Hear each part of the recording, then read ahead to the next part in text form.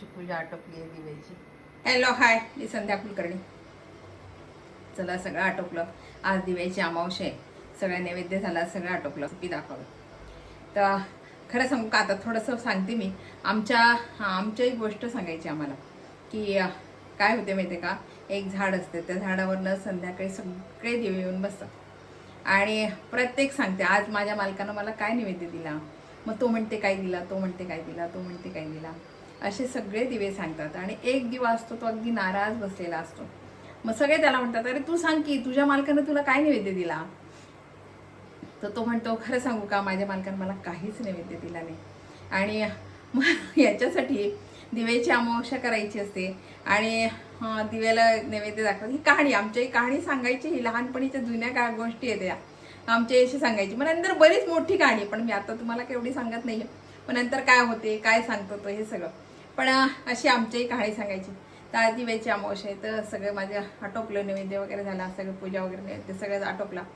आणि म्हटलं चला आज रेसिपी दाखवायची. म्हटलं आज बिना कांदा लसणाची गवाराची शेंगाची भाजीची रेसिपी तुम्हाला दाखवावी. गावरान गवार, शक्यतो मी गावरानच गवार वापरतो आम्ही. ती मोठी गवार आम्हाला नाहीच आवडत. ही थोडी खासते, पण निवडतानाच वगैरे नंतर काही त्रास होत नाहीचा.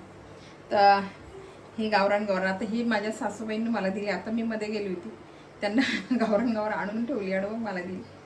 तर आता याची मी भाजी करणार आहे. तर बिना कांदा लसणाची ही भाजी आहे. तर मी बिना कांदा लसणाची गवाराची शेंगाची भाजी कशी करते, तर आता ही रेसिपी दाखवते तुम्हाला. तर बघा, गवाराच्या शेंगा छान निवडून घेतले. याला लागणारं साहित्य सांगते काय काय लागते.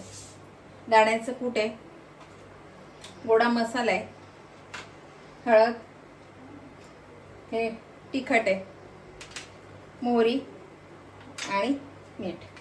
याला लागणारं साहित्य एवढंच आहे. काही याला फार लागत नाही, कारण कांदा आणि लसण याला बाकी काही नाही आहे. ते एवढंच आहे. तेल टाकले.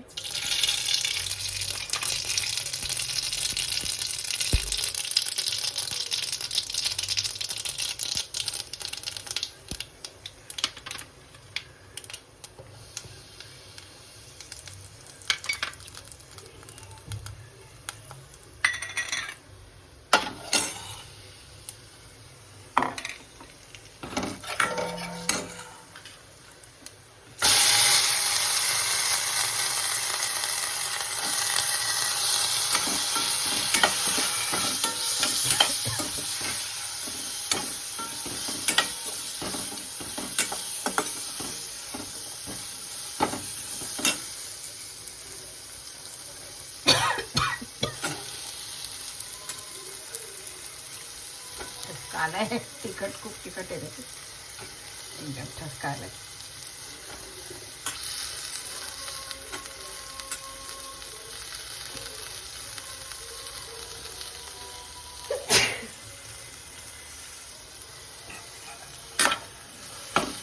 आता येईल ना, छान वाफ देते आधी आणि नंतर थोडं पाणी घालायचं. आधी छान वाफ द्यायची.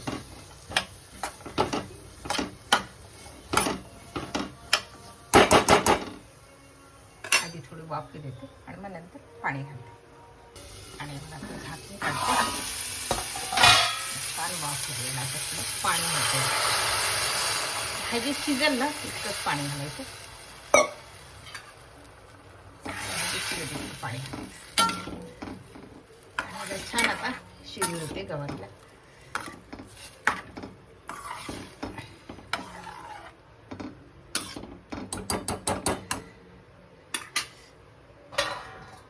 अर्धवट झाकण आणि छान हिला शिजू देते. आणि हे बघा आता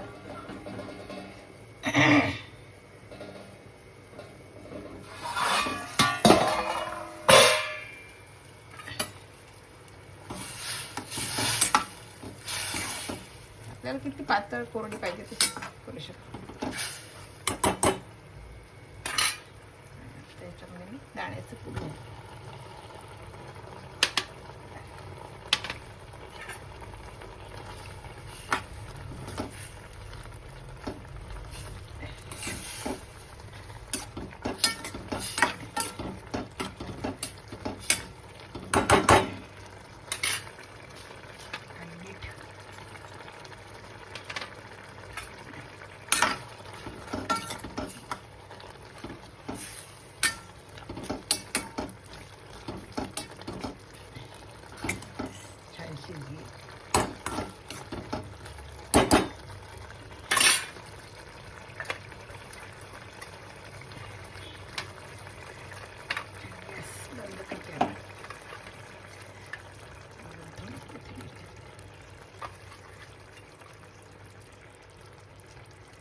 आपली भाजी तयार आहे गवाराच्या शेंगाची. आणि हे बघा आपली ही गवाराच्या शेंगाची भाजी तयार आहे. छान शिजली आहे आणि छान झाली आहे. वाफ येते ना.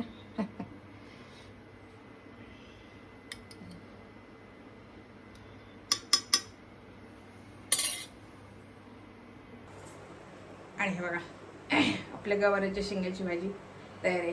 कांदा नाही, लसण नाही, काही नाही याच्यामध्ये. हा तुम्हाला वाटलं तर तुम्ही जेव्हा आपण शेंगदाण्याचं कूट करतो कोणी तेव्हा थोडं तीळ आणि खोबरं आणि शेंगदाण्याचं कूट हे सगळं जरी बारीक करून घेतलं तरी चालेल. पण मी नुसतं शेंगदाण्याचं कूट घेतलं तर थोडी चव आणखी वेगळी लागते, बाकी काही नाही. तर बघा ही रेसिपी तुम्हाला कशी वाटली, आवडली का? आवडली असेल तर लाईक करा, शेअर करा, सबस्क्राईब करा, म्हणजे असे नवीन नवीन व्हिडिओ माझे बघायला मिळतील. आणि करून बघा बरं का, बिना कांदा लसणाची भाजी पण खूप छान लागते आणि गावरान गवार चवीला चांगलीच असते, एवढा प्रश्नच नाही. इतकी छान लागते नी, साधी सिंपल भाजी आहे, काही नाही याच्यामध्ये, पण खूपच सुंदर लागते ही भाजी. तुम्ही नक्की करून बघा. बाय.